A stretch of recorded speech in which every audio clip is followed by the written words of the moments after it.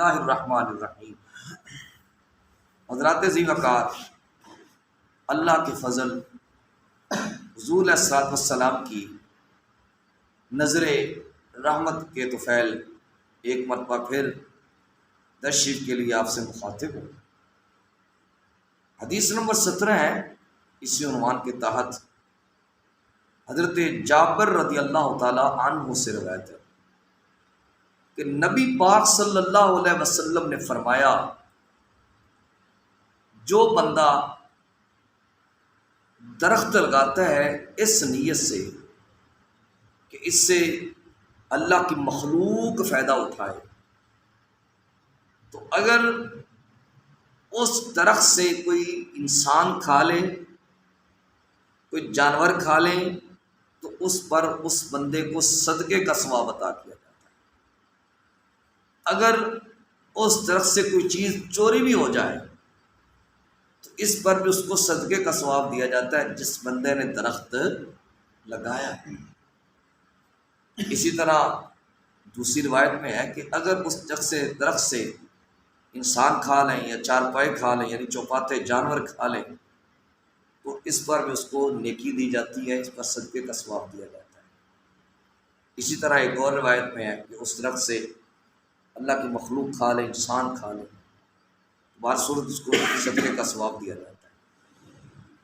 درخت لگانا بہت بڑی نیکی ہے، بہت بڑی عبادت ہے، کاش کہ ہمیں سمجھ آ جائے۔ دیکھیے، اگر ہم درخت لگائیں گے تو اگر اس کو پھل لگے گا تو اللہ کی مخلوق فائدہ اٹھائے گی، جانور اس سے چریں گے، یا ہم ایسا درخت لگا دیتے ہیں کہ کسی رستے میں لگا دیتے ہیں، کوئی سائے کا انتظام کر دیتے ہیں، جتنے مسافر وہاں پہ قیام کریں گے یا اس سائے سے فائدہ اٹھائیں گے، ہمیں صدقے کا ثواب ہے۔ تو درختوں کو لگانا چاہیے، لیکن آج ہم ان نیکیوں کی طرف بڑھتے نہیں ہیں۔ آج ہم ان نیکیوں کو بڑا معمولی سے سمجھتے ہیں، ان کی اہمیت نہیں ہم جانتے ہوتے۔ دیکھیں نا، ایک بندے نے درخت لگایا ہے 2022 میں، درخت بڑا ہوتے ہوتے ہوتے کو 2-4 سال لگ گئے، خدا نخواستہ وہ بندہ فوت ہو گیا۔ اب جب تک اس درخت سے لوگ فائدہ اٹھاتے رہیں گے، اس کے مرنے کے بعد بھی اس کو ثواب ملے گا۔ کیوں؟ کچھ نیکیاں ہوتی ہیں، نبی پاک صلی اللہ علیہ وسلم میں بندے کے مرنے کے بعد تمام اعمال کا سلسلہ منقطع ہو جاتا ہے، 3 چیزیں باقی رہتی ہیں۔ نمبر 1، الصدقۃ جاریہ، صدقہ جاریہ۔ تو صدقہ جاریہ میں کیا آتا ہے؟ درخت لگوا دینا، مدرسہ بنوا دینا، رفع عامہ کے لیے یعنی انسانیت کی بھلائی کے لیے کوئی انتظامات کروا دینا۔ اگر کسی جگہ پہ اچھے پانی کا اہتمام نہیں ہے، اچھے پانی کا اہتمام کروا دینا، فلٹر لگوا دینا۔ رستہ ٹھیک نہیں ہے، رستہ بنوا دینا۔ تو یہ سارے کے سارے زمرے میں آتے ہیں۔ دوسرا فرمایا علم نافع، ایک بندے نے علم پڑھایا، اس کے شاگرد نے آگے پڑھایا، اس نے آگے پڑھایا، اس نے آگے پڑھایا، اس نے آگے پڑھایا، تو یہ سلسلہ بھی بندے کو قبر میں فائدہ دیتا ہے۔ اور تیسرا فرمایا نیک اولاد، یہ بہت بڑی نعمت ہوتی ہے۔ ایک بندے نے نیک اولاد چھوڑی ہے، اس کے دنیا سے جانے کے بعد فاتحہ تو پڑھ لیں گے نا، نیک کام کریں گے، اللہ کی مخلوق کے ساتھ بھلائی کریں گے، تو یہ چیزیں وہ ہیں کہ جن کے مرنے کے بعد بھی بندے کو جن کا نفع ہوتا ہے، فائدہ ہوتا ہے۔ تو یہ درخت لگانا بھی اسی زمرے میں آتا ہے۔ حدیث نمبر 19 ہے، حضرت جابر رضی اللہ عنہ سے روایت ہے کہ نبی پاک صلی اللہ علیہ وسلم نے فرمایا، ہر نیکی صدقہ ہے۔